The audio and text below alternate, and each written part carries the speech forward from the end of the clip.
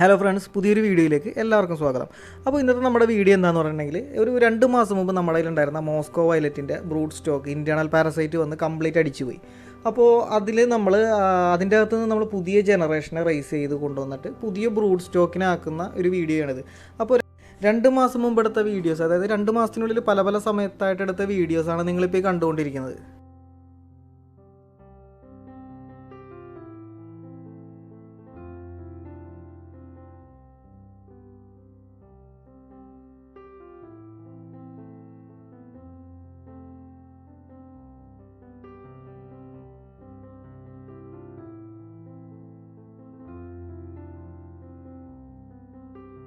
അങ്ങനെ ബ്രൂഡ് അടിച്ച് പോകുന്നതിന് മുമ്പായിട്ട് നമ്മൾ കിട്ടിയ കുഞ്ഞുങ്ങളെയൊക്കെ അപ്പം തന്നെ കളക്ട് ചെയ്ത് മാറ്റിയിട്ടുണ്ട്. ഏകദേശം ഒരു 10-20 കുഞ്ഞുങ്ങളോളം മാത്രം നമുക്ക് ഇനിയിപ്പോൾ അവശേഷിക്കുന്നുള്ളൂ. അപ്പോൾ എത്രയും പെട്ടെന്ന് നമ്മളതിനെ പിടിച്ച് മാറ്റിയിട്ടിട്ടുണ്ട്.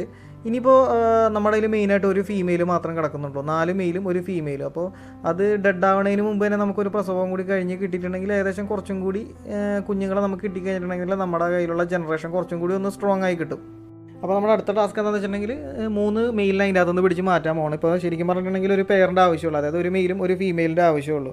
മെയിൽ കൂടിക്കഴിഞ്ഞിട്ടുണ്ടെന്നുണ്ടെങ്കിൽ ഉള്ള ഫീമെയിൽ സ്ട്രെസ്സ് കാരണം പെട്ടെന്ന് ചത്തുവാനുള്ള സാധ്യതയുണ്ട്. അപ്പോൾ ഇതാണ് നമ്മുടെ ബാലൻസ് ഉള്ള 5 മോസ്കോ വയലറ്റിൻ്റെ ഗപ്പികൾ. ഇപ്പോൾ നിങ്ങൾ കാണുന്ന പോലെ 4 മെയിലും ഒരു ഫീമെയിലും. നമ്മൾ പ്രത്യക്ഷത്തിൽ നോക്കാൻ നേരത്ത് വലിയ കുഴപ്പമൊന്നും കാണില്ല, മീനുകളെല്ലാം നല്ല ആക്റ്റീവാണ്. പക്ഷേ ഇൻറ്റേർണൽ പാരസൈറ്റിൻ്റെ കുഴപ്പം അതാണ്, പെട്ടെന്നായിരിക്കും മീനുകൾ ഡെഡായി പോകുന്നത്. അതും വെള്ളത്തിൻ്റെ അടിയിൽ വന്ന് ഡെഡായി കിടക്കും. സാധാരണ ഫംഗസൊക്കെ വന്നു കഴിഞ്ഞിട്ടുണ്ടെങ്കിൽ ചത്ത് മേളിലേക്ക് വന്നതിന് പകരം മീനുകൾ ഡെഡായി, അതായത് പെട്ടെന്ന് ഒരു ദിവസം നല്ല ആക്റ്റീവായി കിടക്കുന്ന മീനുകൾ കുറച്ച് നേരം കഴിഞ്ഞ് നോക്കാൻ നേരത്ത് ഡെഡായി അടി വന്ന് കിടക്കും. അതാണ് ഈ ഇൻറ്റേർണൽ പാരസൈറ്റ് വന്നാലുള്ള നമുക്ക് പെട്ടെന്ന് തിരിച്ചറിയാൻ പറ്റുന്നൊരു കാര്യം. ഇനിയിപ്പോൾ ഈ ടാങ്കിലേക്ക് നമ്മൾ ക്വാളിറ്റി ഉള്ള ഒരു മെയിലിനെയും ആ ബാലൻസ് ഉള്ള ഒരു ഫീമെയിലിനെയും കൂടി ഇടുള്ളൂ. ഇപ്പോൾ ഒരു പ്രസവം കൂടി കഴിഞ്ഞ് കിട്ടിക്കഴിഞ്ഞിട്ടുണ്ടെങ്കിൽ നമുക്കതൊരു ബോണസാണ്, കുറച്ചും കൂടി കുഞ്ഞുങ്ങളെ നമുക്ക് കിട്ടും. ബാലൻസ് ഉള്ള 3 മെയിലിനെ നമ്മൾ ഹോസ്പിറ്റൽ ടാങ്കിലേക്ക് മാറ്റാൻ പോവുകയാണ്. അപ്പോൾ അതിനുവേണ്ടി വേറൊരു ടാങ്ക് സെറ്റപ്പ് ചെയ്ത് വെച്ചിട്ടുണ്ട്. അതിനകത്ത് മെയിനായിട്ട് മിക്സഡ് ഗപ്പികളാണ് കിടക്കുന്നത്. ഇതുപോലുള്ള രോഗങ്ങളൊക്കെ ഉള്ള ഗപ്പികളെ ട്രീറ്റ് ചെയ്യാനായിട്ട് നമ്മൾ പിടിച്ച് മാറ്റിയിടുന്ന ഒരു ടാങ്കാണത്. നമ്മൾ ഈ വീഡിയോ എടുത്തുകൊണ്ടിരിക്കുന്നതിൻ്റെ ഇടയിൽ തന്നെ നമുക്ക് ഇതിൻ്റെ അടിയിൽ നിന്ന് മറ്റൊരു ഫീമെയിലിൻ്റെ ഡെഡായിട്ടുള്ളൊരു ബോഡി നമുക്ക് കിട്ടിയിട്ടുണ്ട്. അപ്പോൾ ഇതാണ് ഈ രോഗം വന്നാലുള്ള കുഴപ്പം. നമുക്ക് ഓരോ ദിവസം ഓരോന്നായിട്ട് നമ്മുടെ കയ്യിൽ നിന്ന് മീനുകൾ ഇതുപോലെ ഡെഡായിക്കൊണ്ടിരിക്കും. അപ്പോൾ ഈ കൂട്ടത്തിലുള്ള ഏറ്റവും ക്വാളിറ്റി കൂടിയ ഇത്തിരി ഡാർക്കായിട്ടുള്ള മെയിലാണ് ഈ കാണുന്നത്. അപ്പോൾ അതിനെ ഇവിടെ നിർത്തിയിട്ട് ബാക്കി 3 നമ്മൾ പിടിച്ചെടുക്കും. അപ്പോൾ അങ്ങനെ നമ്മൾ കളക്ട് ചെയ്ത 3 താരതമ്യേന ഇത്തിരി കളറിൻ്റെ ഷെയ്ഡ് കുറഞ്ഞ ഗപ്പികളാണിത്. ഇവരാണ് നമ്മൾ ഹോസ്പിറ്റൽ ടാങ്കിലേക്ക് മാറ്റാൻ പോകുന്നത്.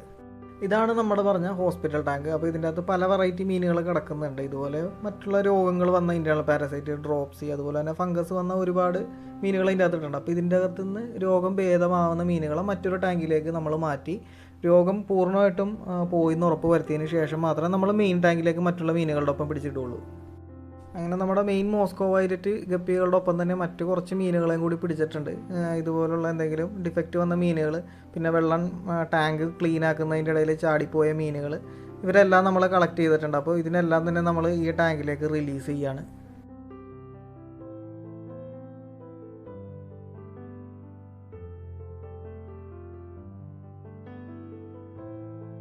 ടാങ്കിലേക്ക് ഇട്ടപ്പോൾ തന്നെ നമ്മുടെ മീനുകൾ ഇതിൻ്റെ ഉള്ളിലുള്ള ഏതോ ഫീമെയിലിൻ്റെ പുറകെ ഓടി നടക്കുന്നുണ്ട്. അപ്പോൾ ഇതിൻ്റെ അകത്തുനിന്ന് കിട്ടുന്ന കുഞ്ഞുങ്ങൾ നമ്മൾ മിക്സഡ് ഗപ്പികളുടെ കൂട്ടത്തിലാണ് ഇടുന്നത്. അപ്പോൾ നല്ല രീതിയിലുള്ള കളർ കോമ്പിനേഷനുള്ള ഗപ്പികളൊക്കെ ഇറങ്ങാൻ സാധ്യതയുണ്ട്. കാരണം പല പല ഗപ്പികൾ ഈ ടാങ്കിൽ കിടക്കുന്നതുകൊണ്ട് തന്നെ ക്രോസ് ബ്രീഡായിട്ട് നല്ല രീതിയിലുള്ള നല്ല മനോഹരമായിട്ടുള്ള ഗപ്പികൾ ഈ ടാങ്കിൽ നിന്ന് തന്നെ ഇറങ്ങാനായിട്ട് ചാൻസ് ഉണ്ട്. അപ്പോൾ ഇതിൻ്റെ അകത്തുനിന്ന് കിട്ടുന്ന കുഞ്ഞുങ്ങളെ നമ്മൾ അപ്പം പിടിച്ച് മാറ്റാറുണ്ട്.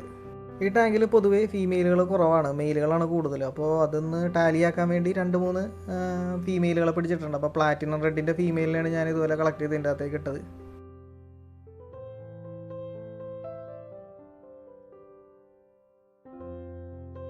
ഫ്രണ്ട്സ്, അങ്ങനെ 2 മാസം കഴിഞ്ഞിരിക്കുകയാണ്. അപ്പോൾ നമ്മുടെ കുഞ്ഞുങ്ങളെല്ലാം തന്നെ ഏകദേശം ഒരു സെമി അഡൾട്ട് സ്റ്റേജിലേക്ക് എത്തിയിട്ടുണ്ട്. നമ്മുടെ കയ്യിലുണ്ടായിരുന്ന പാരൻ്റ് എല്ലാം തന്നെ ഡെഡായിപ്പോയി. അവസാനം ഉണ്ടായിരുന്ന ഒരു മെയിലും ഫീമെയിലും കുറച്ച് ദിവസം കഴിഞ്ഞപ്പോഴത്തേക്കും ഡെഡായിപ്പോയി. പക്ഷേ ഡെഡാവണതിന് മുമ്പ് തന്നെ നമുക്ക് ഒരു പ്രസവം കൂടി കഴിഞ്ഞിട്ടുണ്ടായിരുന്നു. അതിൽ ഏകദേശം ഒരു 20 കുഞ്ഞുങ്ങളെ നമുക്ക് കിട്ടിയിട്ടുണ്ടായിരുന്നു. അപ്പോൾ ആ കുഞ്ഞുങ്ങളെയും ഇതിൻ്റെ ഒപ്പം തന്നെ ഇട്ടിട്ടുണ്ട്. അങ്ങനെ ഏകദേശം ഒരു 40ഓളം ഫ്രൈസ് ഇതിൻ്റെ അകത്ത് ഉണ്ടായിരുന്നു. അപ്പോൾ സൈസിൻ്റെ വ്യത്യാസം നോക്കിയാൽ നിങ്ങൾക്ക് അറിയാൻ പറ്റും. 2 ജനറേഷനാണ് ഇപ്പോൾ ഇതിൻ്റെ അകത്ത് കിടക്കുന്നത്, അതായത് 2 ബാച്ചിലുള്ള കുഞ്ഞുങ്ങളാണ് ഇതിൻ്റെ അകത്ത് കിടക്കുന്നത്. അപ്പോൾ എല്ലാം തന്നെ ആദ്യത്തെ ബാച്ചിലുണ്ടായിരുന്നു, നമ്മൾ ആദ്യം വീഡിയോയിൽ കാണിച്ച കുഞ്ഞുങ്ങൾ സെമി അഡൾട്ട് സ്റ്റേജിലേക്ക് എത്തിയിട്ടുണ്ട്. അപ്പോൾ ഇതിൻ്റെ അകത്തു നിന്നാണ് നമ്മളിനി ബ്രൂഡിനെ സെലക്ട് ചെയ്യാൻ പോകുന്നത്. ശരിക്കും പറഞ്ഞിട്ടുണ്ടെങ്കിൽ ജുവനൈൽ സ്റ്റേജിൽ തന്നെ നമ്മൾ ക്വാളിറ്റി നോക്കിയിട്ട് നമ്മൾ ബ്രൂഡിന് വേണ്ടിയുള്ള മീനുകളെ മാറ്റിയിടേണ്ടതാണ്. പക്ഷേ നമ്മളിത്തിരി ലേറ്റ് ആയി പോയി, എന്നാലും കുഴപ്പമില്ല. ഏകദേശം ഒരു സെമി അഡൾട്ട് സ്റ്റേജിൽ എത്തിയിട്ടുണ്ട്. അപ്പോൾ ഇതിൻ്റെ അകത്തുനിന്ന് ഇപ്പോൾ നിങ്ങൾക്ക് നോക്കിയാൽ കാണാൻ പറ്റും 2 കളറുള്ള കുഞ്ഞുങ്ങൾ ഇറങ്ങിയിട്ടുണ്ട്. പച്ച കളറുള്ള കുഞ്ഞുങ്ങൾ ഇതിൻ്റെ അകത്ത് ഇറങ്ങിയിട്ടുണ്ട്. അപ്പോൾ അതിനെ നമ്മൾ ഒഴിവാക്കിയിട്ട് ബ്രൂഡാക്കാൻ വേണ്ടി നല്ല മോസ്കോ വയലറ്റ് എന്ന് പറയുമ്പോഴത്തേക്കും നല്ല ഡാർക്ക് കളറുള്ള മീനുകളെ തന്നെ വേണം. അപ്പോൾ നമ്മൾ അത്ര കളറിന് നല്ല ക്വാളിറ്റിയുള്ള മീനുകളാണ് നമ്മളിപ്പോൾ ബ്രൂഡാക്കാൻ പോകുന്നത്. അപ്പോൾ കളറിൻ്റെ ഒരു കമ്പാരിസന് വേണ്ടി ഞാൻ ഗ്ലാസ്സിലിട്ട് കാണിച്ചു തരാം. നമുക്ക് ആ ബാച്ചിൽ നിന്ന് കിട്ടിയിരുന്ന 2 ടൈപ്പ് മെയിലുകളാണ് ഈ കാണുന്നത്. അപ്പോൾ ഈ ലെഫ്റ്റ് സൈഡിലുള്ളത് അത്യാവശ്യം നല്ല ക്വാളിറ്റിയുള്ള നല്ല ഡാർക്ക് കളറായിട്ടുള്ള മോസ്കോ വയലറ്റ് മെയിലാണെന്നുണ്ടെങ്കിൽ റൈറ്റ് സൈഡിലുള്ളത് ഒരു വയലറ്റ് അല്ല, ഒരു പച്ച കളറാണ്. ഏകദേശം നമ്മുടെ എമറാൾഡ് ഗ്രീൻ ഗപ്പികളായിട്ട് സാമ്യമുള്ള ഒരു ടൈപ്പ് ഗപ്പികളാണ് ഇറങ്ങിയിരിക്കുന്നത്. ഞാൻ പറഞ്ഞതിനർത്ഥം ഇപ്പുറത്തിരിക്കുന്ന ഗപ്പികൾ മോശമാണെന്നല്ല, 2 നല്ല ഭംഗിയുള്ള ഗപ്പികൾ തന്നെ. പക്ഷേ ശരിക്കും മോസ്കോ വയലറ്റ് എന്നുള്ള പേര് പോലെ തന്നെ ആ വയലറ്റ് കളർ നല്ല രീതിയിൽ ഡാർക്കായിട്ട് കയറി വന്നിരിക്കുന്നത് ലെഫ്റ്റ് സൈഡിലുള്ള ഗപ്പികളാണ്. അപ്പോൾ അതുപോലെ ഏകദേശം ഒരു 3-4 മെയിൽ നമുക്ക് കിട്ടിയിട്ടുണ്ട്. ഇതുപോലെ ഗ്രീൻ കളറുള്ള ഒരു 3-4 മെയിൽ നമ്മുടെ കയ്യിലുണ്ട്. അപ്പോൾ ഗ്രീൻ കളറുള്ള 4 മെയിലിനെ നമ്മൾ ഒഴിവാക്കിയിട്ട് ഈ ഡാർക്ക് ഷെയ്ഡ് കയറി വരുന്ന മീനുകളെയാണ് നമ്മളിപ്പോൾ ബ്രൂഡാക്കാൻ പോകുന്നത്. അങ്ങനെ നമ്മുടെ ടബ്ബ് കഴുകി വൃത്തിയാക്കി റെഡിയാക്കി വെച്ചിട്ടുണ്ട്. ഇതിൻ്റെ ഇടയിൽ 2 മാസത്തിൻ്റെ ഇടയിൽ നമ്മുടെ കുറച്ച് ചേഞ്ചൊക്കെ വന്നിട്ടുണ്ട്. തൊട്ടപ്പുറത്തുള്ള മീനുകളൊക്കെ ചിലതൊക്കെ സെയിലായി പോയി, ചിലതൊക്കെ നമ്മൾ ടാങ്കൊക്കെ മാറ്റിയിട്ട് അങ്ങനെ നമ്മൾ ഗ്രീൻ കളർ വന്നതിനെയും ഡാർക്ക് കളറുള്ളതിനെയും സെപ്പറേറ്റ് ചെയ്തിട്ട് നമ്മൾ ഗ്രീൻ കളർ വന്നതിനെ മിക്സഡ് ടാങ്കിലേക്ക് മാറ്റാൻ പോവാണ്. ഡാർക്ക് കളറുള്ള നല്ല ക്വാളിറ്റി ഉള്ളതിനെ നോക്കിയിട്ട് നമ്മൾ ബ്രൂഡാക്കാൻ പോകണം. അപ്പോൾ അതിനുവേണ്ടി നമ്മൾ മീനെ സെലക്ട് ചെയ്യുന്നതാണ് ഈ കാണുന്നത്. നമ്മുടെ ടാങ്കിൽ കുറച്ച് വാട്ടർ പ്ലാന്റ്സ് ഒക്കെ നട്ടിട്ട് ഏകദേശം നല്ലൊരു എക്കോസിസ്റ്റം റെഡിയാക്കി കൊടുത്തിട്ടുണ്ട്. അപ്പോൾ ബാക്ക് കോപ്പയും അതുപോലെ തന്നെ ഹൈഡ്രലിയാണ് ഞാനിവിടെ ഒരുക്കി കൊടുത്തത്. മോസ്കോ വയലറ്റ് ഗപ്പികൾ പൊതുവേ അങ്ങനെ കുഞ്ഞുങ്ങളെ കഴിക്കാത്ത ഒരു ഗപ്പി വെറൈറ്റിയാണ്. വലിയ കുഴപ്പമൊന്നുമില്ല, നമുക്ക് മെയിൻറ്റെയിൻസ് ചെയ്യാൻ വളരെ എളുപ്പമാണ്. അതുപോലെ തന്നെ ഏകദേശം ഒരു 4-5 ഫീമെയിലിനോളം നമുക്ക് ഒരുമിച്ചിട്ടാലും വലിയ പ്രശ്നമൊന്നും വരുന്നില്ല. കുഞ്ഞുങ്ങൾ അതങ്ങനെ കഴിക്കുന്നില്ല. മാത്രമല്ല നല്ല രീതിയിൽ കുഞ്ഞുങ്ങൾ ഇറങ്ങും. ഒറ്റ പ്രസവത്തിൽ തന്നെ ഏകദേശം ഒരു 25 മുതൽ 30-40 കുഞ്ഞുങ്ങളൊക്കെ നമുക്ക് കിട്ടാറുണ്ട്. നമ്മൾ സൂക്ഷിക്കേണ്ട ഒരു കാര്യം, നമ്മളെപ്പോഴും ബ്രൂഡ് സ്റ്റോക്കിന് വെക്കുമ്പോൾ 2-3 ടാങ്കായിട്ട് വെക്കുക. അതായത് ഒരു ബ്രൂഡ് അടിച്ചു പോയാലും നമുക്ക് എപ്പോഴും മറ്റുള്ള ടാങ്കിലുള്ള മീനുകൾ ഉണ്ടാവണം. ഇപ്പോൾ ഈ മറ്റൊരു ടാങ്കിൽ ഈ കാണുന്നത് 3 വെർജിനായിട്ടുള്ള ഫീമെയിലാണ്. ഏകദേശം ഒരു ജുവനൈൽ സ്റ്റേജ് എത്തിയപ്പോഴത്തേക്ക് ഞാൻ 3 ഫീമെയിലിനെ നോക്കി പിടിച്ച് മാറ്റിയിട്ടതാണ്. അപ്പോൾ അവർ ഇപ്പോൾ ഒരു സെമി അഡൾട്ട് സ്റ്റേജിലേക്ക് എത്തിയിട്ടുണ്ട്. അപ്പോൾ ഇതിൻ്റെ അകത്തുനിന്ന് 2 ഫീമെയിലിനെ പിടിച്ചിട്ട് നമ്മൾ നല്ലൊരു ക്വാളിറ്റിയുള്ള മെയിലിനെ നോക്കി എടുത്തിട്ട് അവരെയാണ് നമ്മൾ ബ്രൂഡാക്കി നമ്മൾ ട്രയോസായിട്ട് നമ്മളെ ടാങ്കിലേക്ക് ഇറക്കി വിടാൻ പോകുന്നത്. അങ്ങനെ നമ്മൾ പറഞ്ഞ പോലെ 2 ഫീമെയിലിനെയും ക്വാളിറ്റിയുള്ള നല്ല മെയിലിനെയും നോക്കിയിട്ട് ട്രയോസായിട്ട് എടുത്തിട്ടുണ്ട്. ഇവരെയാണ് ഞാനിപ്പോൾ ആദ്യത്തെ ബ്രൂഡായിട്ട് ഞാൻ ഇതിൻ്റെ അകത്തേക്ക് റിലീസ് ചെയ്യാൻ പോകുന്നത്. ഇതുപോലെ തന്നെ വേറൊരു ബ്രൂഡും കൂടി സെറ്റപ്പ് ചെയ്യുന്നുണ്ട്. ഞാൻ നേരത്തെ പറഞ്ഞതുപോലെ ഇപ്പോൾ വേണമെന്നുണ്ടെങ്കിലും ഫംഗസോ ഇൻറ്റേർണൽ പാരസൈറ്റോ ഒക്കെ വന്നിട്ട് നമുക്ക് ബ്രൂഡ് അടിച്ചു പോകാം. അപ്പോൾ അതില്ലാതിരിക്കാൻ വേണ്ടി നമ്മളെപ്പോഴും ബാക്കപ്പായിട്ട് വേറൊരു ബ്രൂഡും കൂടി നമ്മളെപ്പോഴും കരുതാറുണ്ട്. ഒരു സെമി അഡൾട്ട് സ്റ്റേജ് ആയതുകൊണ്ട് തന്നെ വളരെ പെട്ടെന്ന് തന്നെ നമ്മുടെ ടാങ്കിനോട് ഒരു പുതിയൊരു എക്കോസിസ്റ്റത്തിനോട് അഡാപ്റ്റ് ആവുന്നതാണ്. വലിയ മീനുകളെ മാറ്റിയിടുമ്പോഴാണ് നമ്മൾ കൂടുതൽ ശ്രദ്ധിക്കേണ്ടത്. അപ്പോൾ ഇതൊന്നും വലിയ പ്രശ്നമൊന്നും വരുന്നില്ല. മീനുകളെല്ലാം തന്നെ നല്ല ആക്റ്റീവായിട്ട് തന്നെ ഓടി നടക്കുന്നുണ്ട്.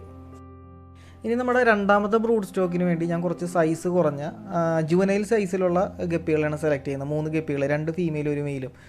നേരത്തെ നമ്മൾ സെമി അഡൾട്ട് സ്റ്റേജിലുള്ളതാണ് എടുത്തത്, അതായത് ആദ്യത്തെ പ്രസവത്തിലുള്ളത്. നമ്മൾ നേരത്തെ ആദ്യത്തെ വീഡിയോയിൽ കാണിച്ച കുഞ്ഞുങ്ങൾ, ഇത് രണ്ടാമത്തെ പ്രസവത്തിൽ നമുക്ക് കിട്ടിയ കുഞ്ഞുങ്ങൾ, അതായത് ഏകദേശം ഒരു ജുവനൈൽ സ്റ്റേജ്. കാരണം എന്ന് വെച്ചിട്ടുണ്ടെങ്കിൽ നമ്മൾ ഇതിനിടാൻ പോകുന്നത് ഒരു ചെറിയ ബക്കറ്റിലേക്കാണ്. ബക്കറ്റിൽ ഒരു എക്കോസിസ്റ്റം വാട്ടർ പ്ലാന്റ്സ് ഒക്കെ വെച്ചിട്ട് ഒരു പ്ലാന്റ് ടാങ്ക് ആക്കി സെറ്റപ്പ് ചെയ്തതാണ്. അപ്പോൾ വലിയ മീനുകൾ ഇട്ട് കഴിഞ്ഞിട്ടുണ്ടെന്നുണ്ടെങ്കിൽ പെട്ടെന്ന് അതിനോട് അഡാപ്റ്റ് ആയി എന്ന് വരില്ല. കാരണം എന്ന് വെച്ചിട്ടുണ്ടെങ്കിൽ വലിയ ടാങ്കിൽ നിന്ന് പെട്ടെന്ന് ചെറിയ ടാങ്കിലേക്ക് പോകുമ്പോഴത്തേക്കും സ്ട്രെസ്സൊക്കെ അടിക്കാനുള്ള സാധ്യത ഉണ്ട്. അപ്പോൾ അതുകൊണ്ട് നമ്മൾ ചെറിയ മീനുകളാണ് ഇതിലിടാൻ വേണ്ടി നമ്മളിപ്പോൾ എടുത്തിരിക്കുന്നത്.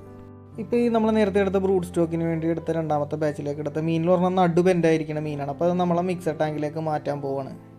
നമ്മൾ മെയിനായിട്ടും ക്വാളിറ്റിയുള്ള കുഞ്ഞുങ്ങളെ കിട്ടാൻ വേണ്ടിയാണ് ഇങ്ങനെയൊക്കെ ചെയ്യുന്നത്. അപ്പോൾ ഇതുപോലുള്ള ഡിഫക്റ്റുള്ള മീനുകളൊക്കെ നമ്മൾ കണ്ടുപിടിച്ച് അപ്പം മാറ്റി കഴിഞ്ഞിട്ടുണ്ടെന്നുണ്ടെങ്കിൽ നമുക്ക് കിട്ടുന്ന കുഞ്ഞുങ്ങൾ അതുപോലെ നല്ല ഹെൽത്തി ആയിട്ടുള്ള കുഞ്ഞുങ്ങളായിരിക്കും. അങ്ങനെ നമ്മൾ അടുത്ത ബ്രൂഡ് സ്റ്റോക്കിനേക്കുള്ള മീനുകളെ റെഡിയാക്കി വെച്ചിട്ടുണ്ട്. അവരെ നമ്മൾ പ്ലാന്റ് ടാങ്കിലേക്ക് ഇറക്കി വിടുകയാണ്. ഇത് ഏകദേശം ഒരു 20 ലിറ്ററുള്ള ചെറിയ പെയിൻറ്റ് ബക്കറ്റിലാണ് ഇറക്കി വിടുന്നത്. അതുകൊണ്ട് തന്നെ ചെറിയ ജുവനൈൽ സൈസിലുള്ള മീനുകളാണ് ഞാൻ നേരത്തെ എടുത്തിരിക്കുന്നത് പറഞ്ഞല്ലോ. കാരണം ഇവർ വലുതായി വരുമ്പോഴത്തേക്കും ഈ ഒരു സിറ്റുവേഷനിലേക്ക് അഡാപ്റ്റ് ആയിട്ട് വരികയും പിന്നെ ഇതിൻ്റെ സ്പേസ് ഒന്നും ഒരു പ്രശ്നമില്ലാതെ വരികയും ചെയ്യും. വലിയ മീനുകളൊക്കെ ഇതിലേക്ക് പിടിച്ചിട്ടുണ്ടെങ്കിൽ പെട്ടെന്ന് സ്ട്രെസ്സൊക്കെ വന്നിട്ടുണ്ടെങ്കിൽ ചത്തുപോകാനുള്ള സാധ്യതയുണ്ട്. അതുകൊണ്ടാണ് ഞാൻ ജുവനൈൽ സൈസിലുള്ള മീനുകളെ തന്നെ ഇതിലേക്ക് വേണ്ടി സെലക്ട് ചെയ്തത്. അപ്പോൾ നമ്മൾ ഇതിലും വാട്ടർ പ്ലാന്റ്സ് വെച്ച് കൊടുത്തിട്ടുണ്ട്. ഹൈഡ്രിൽ അതുപോലെ തന്നെ പാരറ്റ് ഫെദറുമാണ് നമ്മൾ ഇതിൻ്റെ അകത്ത് വെച്ച് കൊടുത്തിരിക്കുന്നത്. ഇനി ഏകദേശം ഒരു മാസം കൊണ്ട് തന്നെ ഇത് ബ്രീഡിംഗ് സ്റ്റേജിലേക്ക് എത്തുകയും കുഞ്ഞുങ്ങളെ നമുക്ക് കിട്ടുന്നതാണ്. അപ്പോൾ കാക്ക കൊണ്ടുപോകാതിരിക്കാൻ അതുപോലെ മറ്റുള്ള ചവറുകളൊന്നും വീഴാതിരിക്കാൻ വേണ്ടി ഇതുപോലെ ഒരു കൊട്ട ഉപയോഗിച്ച് ഞാൻ മൂടി വെച്ചിട്ടുണ്ട്. ഇനി നമ്മുടെ ആദ്യത്തെ ടാങ്കിലേക്ക് നോക്കുകയാണെന്നുണ്ടെങ്കിൽ നമ്മുടെ മീനുകളെല്ലാം തന്നെ ആക്റ്റീവായിട്ട് ഓടി നടക്കുന്നുണ്ട്. ഇപ്പോൾ തന്നെ ബ്രീഡിംഗ് ടെൻഡൻസി കാണിച്ച് തുടങ്ങുന്നുണ്ട്. നമ്മുടെ ഫീമെയിൽ രണ്ടും തന്നെ അഡൾട്ട് സ്റ്റേജിലേക്ക് എത്തിയ ഫീമെയിൽ ആയതുകൊണ്ട് തന്നെ ഏകദേശം ഒരു 21 മുതൽ 24 ദിവസത്തിനുള്ളിൽ തന്നെ നമുക്ക് ഫസ്റ്റ് ബാച്ച് കുഞ്ഞുങ്ങൾ ഇതിൻ്റെ അകത്തുനിന്ന് കിട്ടുന്നതാണ്. അപ്പോൾ അതിൻ്റെ അപ്ഡേഷൻസ് എല്ലാം തന്നെ ഞാൻ വീഡിയോ ആയിട്ട് ഇതിൻ്റെ അകത്ത് അപ്ലോഡ് ചെയ്യുന്നതാണ്. അപ്പോൾ വീഡിയോ ഇഷ്ടപ്പെട്ടാൽ ലൈക്ക് ചെയ്യും, ചാനലൊന്ന് സബ്സ്ക്രൈബ് ചെയ്യുകയും ചെയ്തിട്ടുണ്ടെന്നുണ്ടെങ്കിൽ അപ്പോൾ അപ്ഡേഷൻസ് നിങ്ങൾക്ക് കിട്ടിക്കൊണ്ടിരിക്കും. അപ്പോൾ അടുത്ത വീഡിയോ ആയിട്ട് വരുന്നവരെ ബൈ.